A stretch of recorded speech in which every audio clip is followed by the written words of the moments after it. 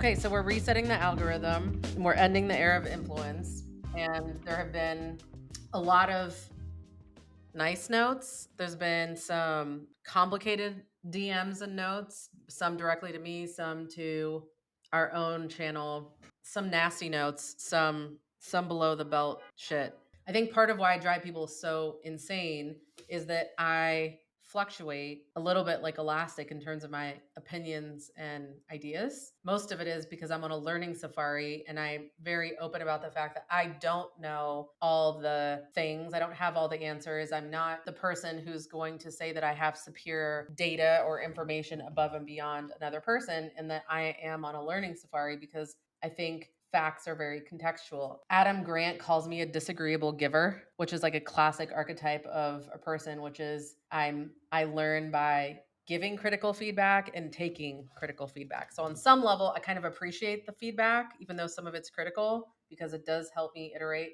in my process.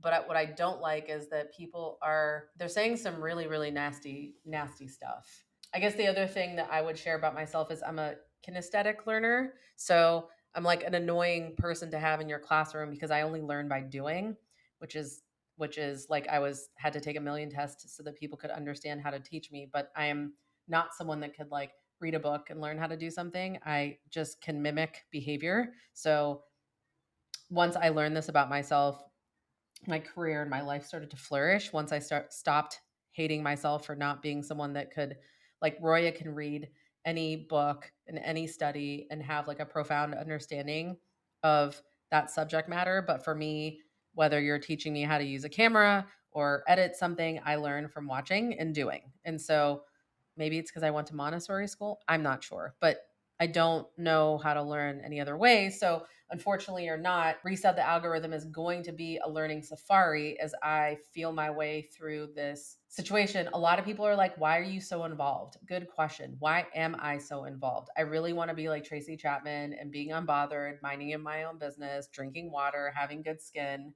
But I also feel like, why don't I just do that? I wish I could just do that and just be unbothered and disappear for 12 years. Maybe I'll do that later. But for now, I feel like I have to figure this out. And I feel like there's such a like an insane level of learning and processing. And I feel like it's like weird. I was thinking the other day about how everyone who DMs me the meanest, homicidal, awful shit. I wish if I could tell them one thing, I would tell them that like their heart has enough space for everybody. It's like this ridiculously amazing muscle that they have, that like they could have everyone on the planet in there and maybe one last person was overlooked and they could squeeze them in there because your capacity for love and compassion is like kind of eternal. And I feel like in my chest, like that's like I can't even help but touch my chest when I think this. Like I feel no shortage of love in this really weird moment right now. Like I just wish I could give everyone a hug because I feel like when they say terrible awful shit, what I understand is that they're in fucking pain. Cuz I just don't know why they would say these things to me if they weren't in like an extraordinary amount of pain. And I say very terrible things when I'm in pain and I say it to the people I'm closest to, and maybe in this weird way, like I've ended up becoming very close to a bunch of people who maybe secretly tell me the things they tell no one else, but they do tell me terrible shit in a very intimate, vulnerable way because I think they've learned that I'm not a canceler, so I'll never screenshot their names. And at most, what I'll do is like time them out, like block them for some time. I want to be unbothered, like Tracy Chapman, drinking water, minding my own business. But I'm just over here reading these DMs, feeling like, because why is no one else out here doing this? I feel like that's the thing. I'm like, isn't this a better job for like all of these high paid thought leaders who are selling New York Times bestsellers with their big ass podcasts and like they're like hosting award shows, and like I feel like someone much more qualified and platformed and paid should be doing this. But since they're not, I guess I will. It's really, since they're not, I guess we will. And the we will be us and all of the Reset the Algorithm audience. I'm overwhelmed by the enthusiasm and, more than anything, the amount of people that are so happy that this show is here because they feel like what they're seeing is that there's no one out there that wants to take big risks to have difficult conversations in a place that holds empathy and learning and understanding for all sides, and the sides I'm not, which people also at times can point out are really honestly just blind spots, which are really larger opportunities. But the amount of people who have sent in messages saying, please don't stop making this content, please make more content, please bring on more guests, I'm learning so much, you're changing my mind. Sometimes it's you're not changing my mind, but I learned a lot. I'm actually able to, the ones that I love the most are the, I'm learning how to have difficult conversations with people in my life. The other thing that started to happen today is that people are DMing me their messages between them and their friends. And most of the shares are people showing me how they are breaking up, their friends have broken up with them, and how the conversations we're having are helping them go back and re-engage in the conversation, because I'm committed that people should not be giving up on each other right now. This is not the time to be giving up on relationships, friendships, family members. Like, this is the time to dig in. I think the opportunity is, how do you have a conversation without being demoralizing and condescending? And I think that for the most part, we're doing that. People want to learn, they want to challenge the information we're getting, they want to challenge power, they want to challenge governments. Nobody can tell me with a straight face what media outlet is a source that they trust.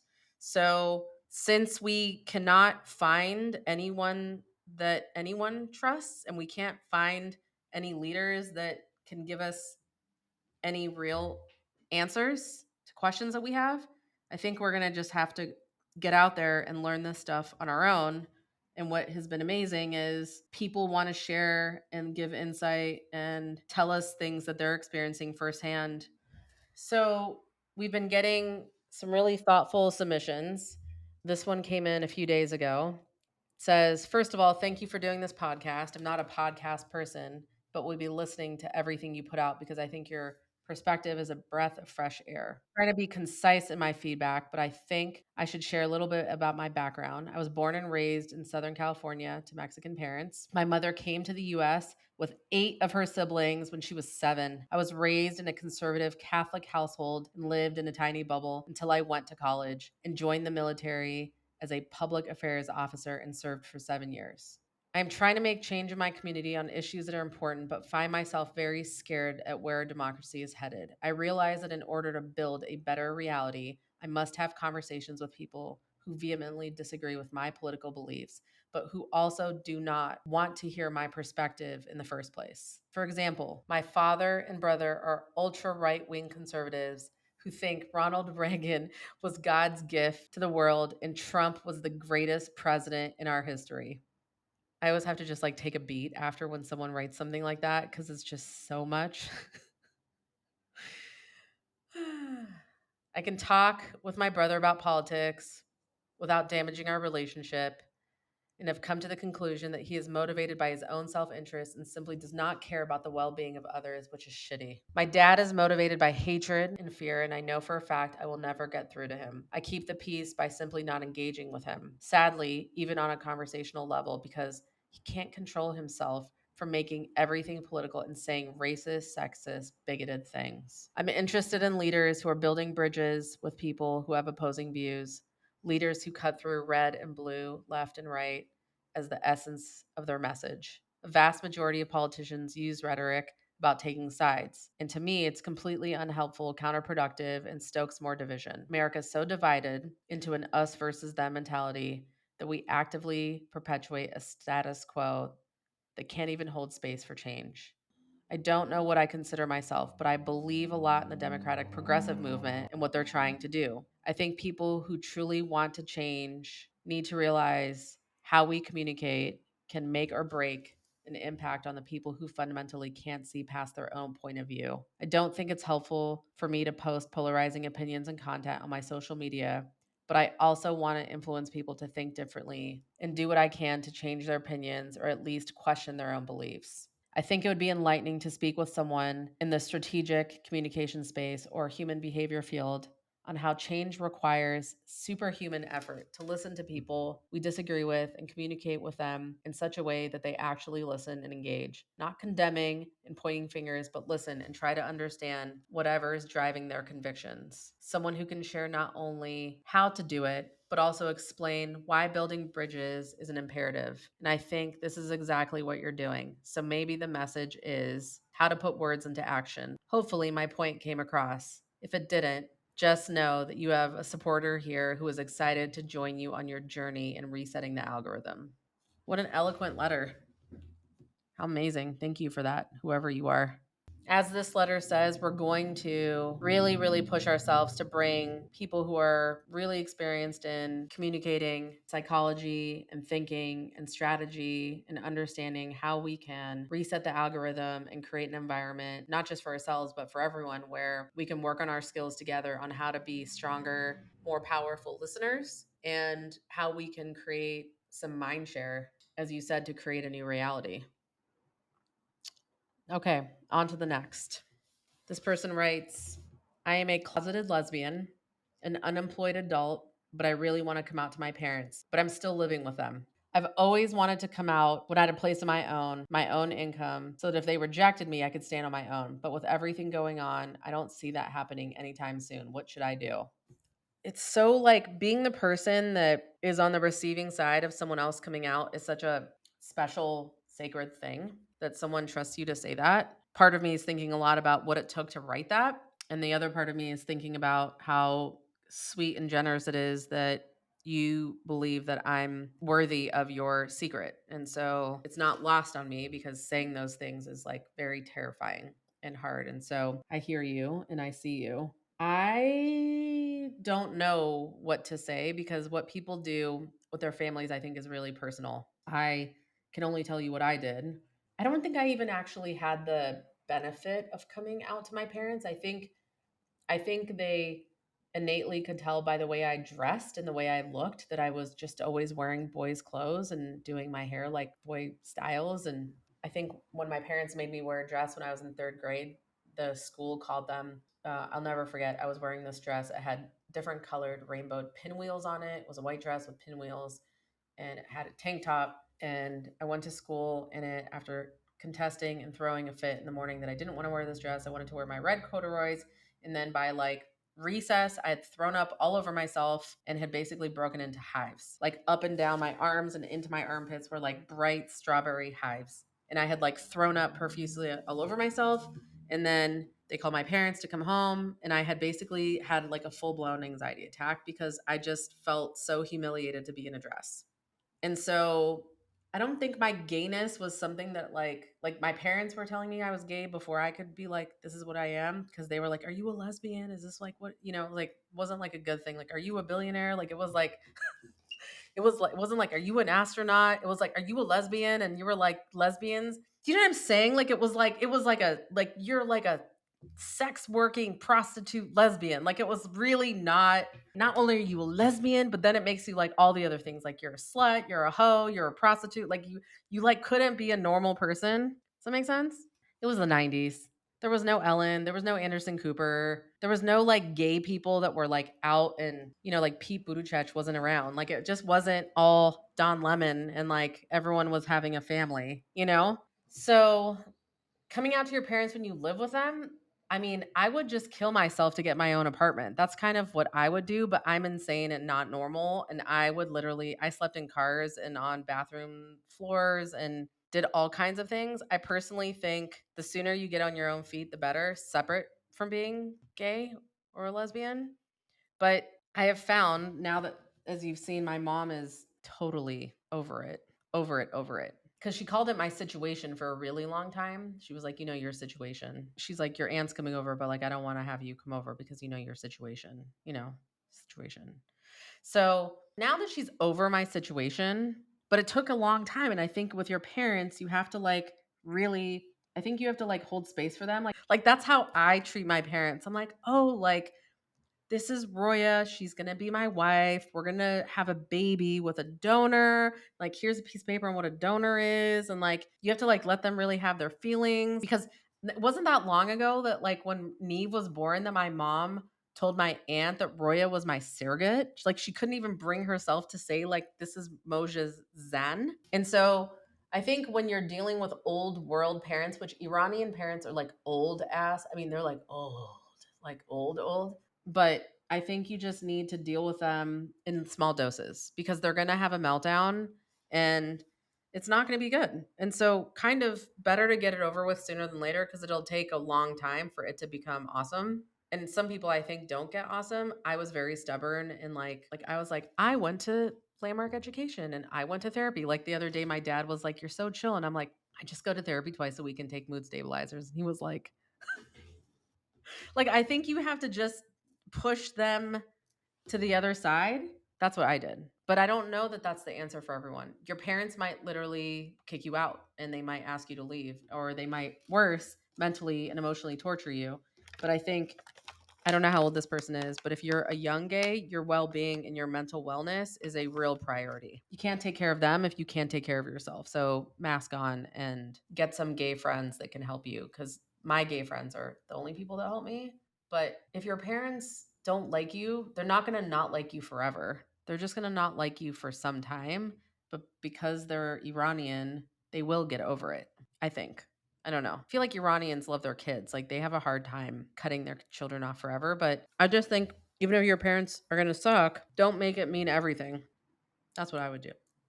So the next one says, please make sure you're amplifying Palestinian voices, just like we wanted for Iranians during the height of women life freedom protest. I'm sure there are people in Palestine or the Palestinian diaspora in the West Bank or in Gaza who just fled Gaza that you can speak with. I'm sure so many Palestinians would have plenty to say and would welcome a platform since their voice have been silenced for so many years. I actually unfollowed your page several weeks back because of a post you made that was confusing to me. It felt like you were mocking us and making fun of us for posting about Palestine. Ever since October, I've dedicated all my free time to learning everything I can around the history of Palestine and sharing their voice and message. And their message is clear: the right of return to Palestine refugees and a one state solution with equal rights for all. That means that Israel does not have the right to exist. Why does it have the right just because some British and American men said it could? Balfour Declaration and Truman. And Israel not having the right to exist does not mean anything about Jews. This is about territory, not an ideology. So I can be pro Jewish, but want a Palestinian state with them in it, like before 1948. Anti IRI, Islamic Republic, anti violence, but understand the importance and the need for armed resistance. I don't expect a group of people who've been oppressed for decades to not fight back. And I also think that many of us in the diaspora who are anti Islam, understandably, and for myself, have to undo a lot of our own Islamophobia. Well, these are the kinds of comments I've gotten that have made me actually go back and do more work, do more listening, ask questions about why I'm not more educated about Palestine, why I've not been an advocate ever for Palestine, and getting in touch with my own trauma around Islamophobia. I think what I hear in this comment is that there needs to be an effort, at least on my part, to elevate more Palestinian voices and to tell their story and to do a better job of reaching out to people within the Palestinian diaspora and community to really help amplify their voices and what they're looking for and to learn. I have a lot to learn. I don't have all the answers on how we got here. I don't know the answer about what state to one, what's it called? It is very clear like what we're doing now isn't working. But I think it's really tricky and it's triggering even for me when I hear someone saying that Israel doesn't have a right to exist. I feel like that creates a level of trauma and panic that shuts down all listening and all possibility. Even though, like in this weird way, we all wish we could live in a world where we're beyond nation states. It feels like people are far too insecure to be able to even think of living in a world and where there's not sovereignty in states and militarized borders. And so um, for me, the big call to action is to meet more Palestinian activists, meet more people throughout the Middle East diaspora, and to better understand all of the dynamics at play, understanding that I bring my own trauma to the table. I am, someone that has acid reflux from my own experience of Islamicism. But yes, I'm going to bring more Palestinian voices to the show, and I'm actively reaching out to a lot of people. And if you have anyone that you think we should have on, we must have on, whether it's known or unknown or an academic or a scholar or professor or thought leader, by all means, we're all ears.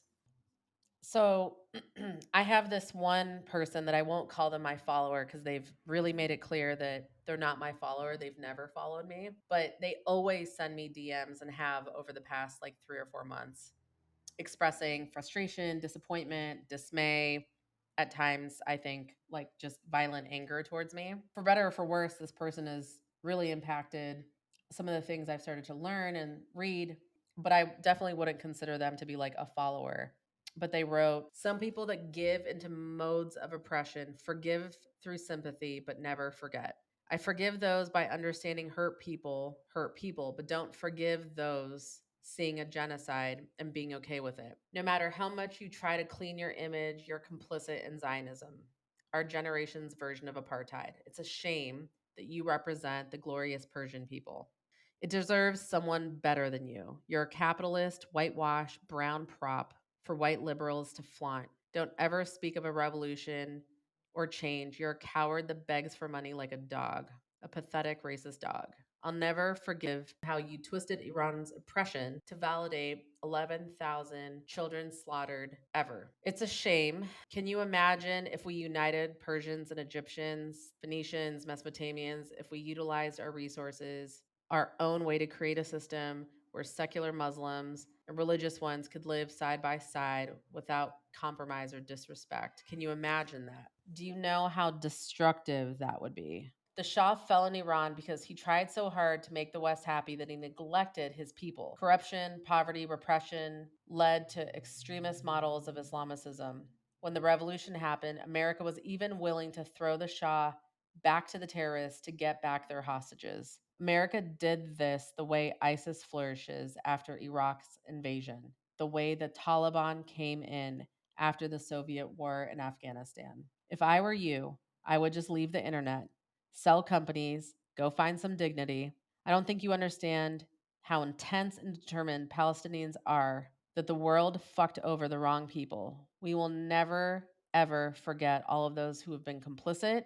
The same way you Persians know the glory and truth of how wonderful Iran can be and will never stop fighting for it, Palestinians know what a free life means on our ancestral land, and we will not stop fighting for that either. Um, After this message, I block them. Yeah, this one gives me like a headache that like actually like rings off my shoulders and like my lower back. Like it's like a frequency like off of me.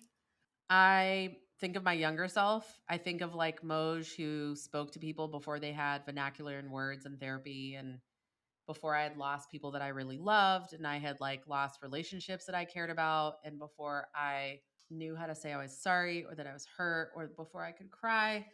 Think about Moj, who does want to fit in the West. I think about Moj, who is a capitalist. I think about Moj, who is never going to be progressive enough to be a real progressive, and never going to be conservative enough or traditional enough to be a real traditional capitalist.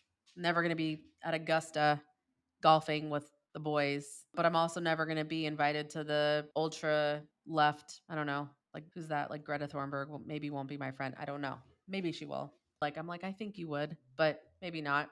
But yeah. So I'm all of those things. I am a West seeking approval person because I live here and this is what I do. And I am a capitalist. And I love that she's like, you should go sell companies. I was like, the persona of what they think I do or how successful I am or I am not. I have to assume the reason she talks to me like that is because I'm like the closest person she can find to like customer service on some weird level. Like in the sense like I'm the person working the desk that's like I don't run the hotel or the airline, but like I work here.